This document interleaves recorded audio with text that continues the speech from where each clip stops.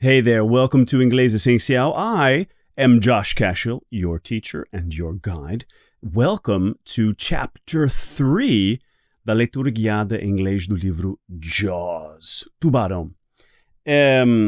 Lembrando que você pode ver a tradução desse texto no meu site inglesessencial.com, onde também vai ter o áudio em inglês. Você pode acompanhar o texto em inglês com a tradução junto com o áudio para você poder realmente incorporar todos esses elementos nos seus estudos de inglês.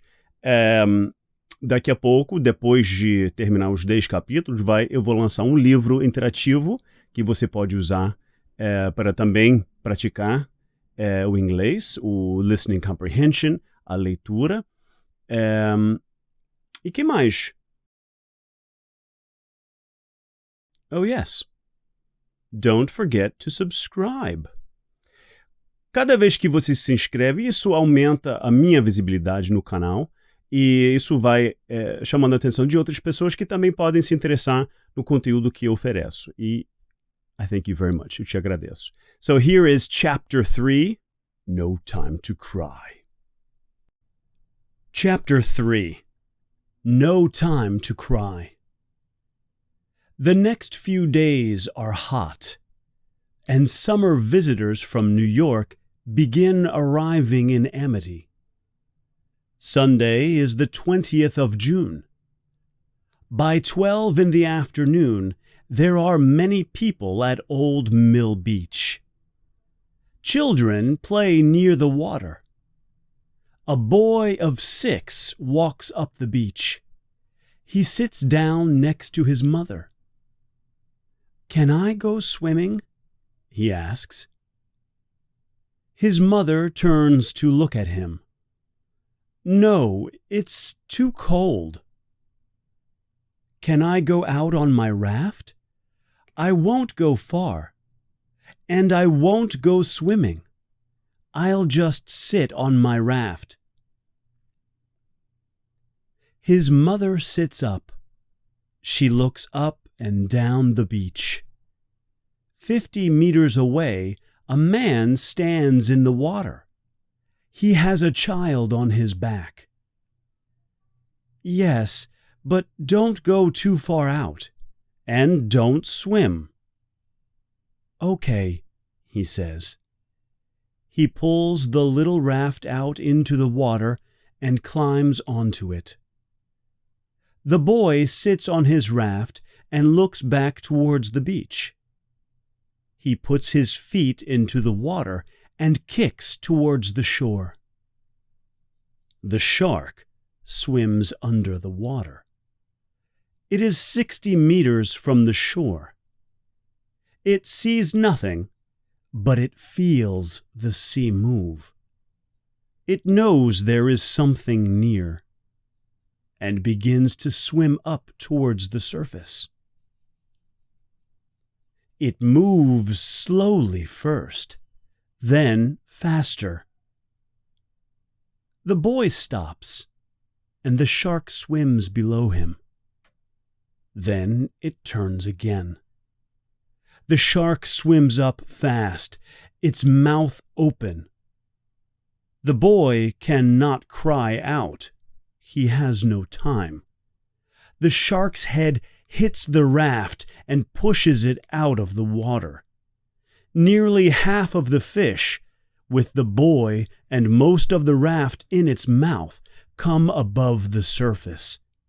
Its jaws close together and cut off the boy's legs.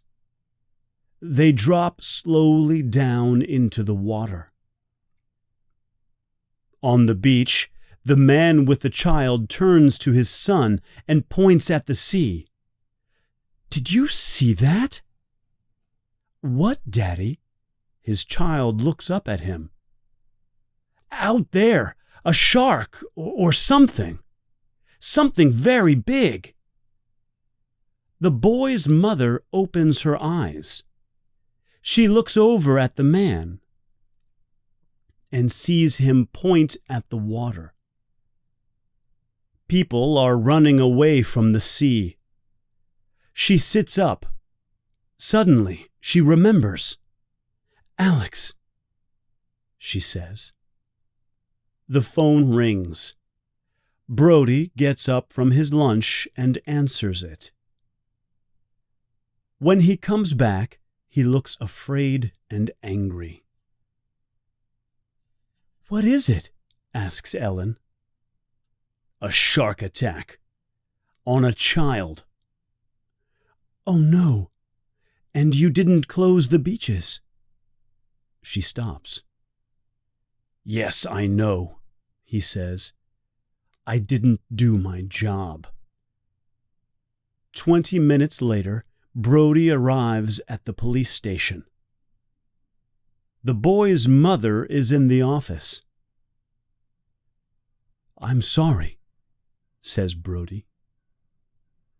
The woman begins to cry. Suddenly, the door opens and Hendricks runs into the room. "Shark attack!" he cries. "We know, Leonard," says Brody. "This is the boy's mother." "Boy?" asks Hendricks. "What boy?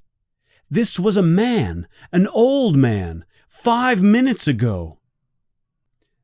On Monday morning, Brody arrives at the station soon after 7. He goes into his office and finds a newspaper on the desk. On the front of the newspaper it says, "Shark attack kills 2 in Amity." Brody sits down and begins to read the story. "Is that the newspaper from New York?" Brody looks up and sees Meadows at the door. "Yes." "Did you write about it too?" "I did," answers Meadows. "And I spoke to Matt Hooper last night." "Does he think that one fish is doing all this?" "He doesn't know, but he thinks it is.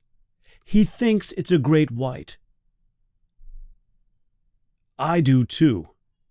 I don't know a white shark from a green shark, but I think it's one fish. Can we do anything?" "Yes, there's one thing," says Meadows. "We can put food in the water for the shark. That'll bring him to us." "But then what do we do?" "We catch him. With a harpoon." "Harry, I don't have a police boat, and I don't have harpoons." "There are fishermen here. They have—" A noise outside the office stops Meadows. Suddenly, the door opens and a woman enters the room with a newspaper in her hand. She is the mother of Alex Kintner. Hendricks comes up behind her and says, "I'm sorry, Mr. Brody. I tried to stop her." "That's okay, Leonard," says Brody. "Come in, Miss Kintner." She walks up to Brody. "I'm so sorry for your loss. Is there anything I can—" The woman hits him in the face with the newspaper. Brody jumps back. The newspaper falls to the floor. "You knew it was dangerous," she cries. "You knew that the shark killed somebody on Thursday, but you didn't do anything." Brody does not answer for a second. Then he says, "Yes, it's true, but it's Mrs. Kintner." The woman looks into Brody's eyes and begins to cry. "You killed Alex," she said. "Why?" Brody does not have the words. Essa cena no filme do menino sendo atacado.